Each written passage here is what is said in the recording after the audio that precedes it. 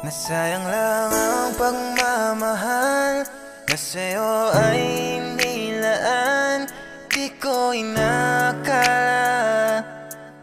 na ako yung iiwanan. Akala ko dahil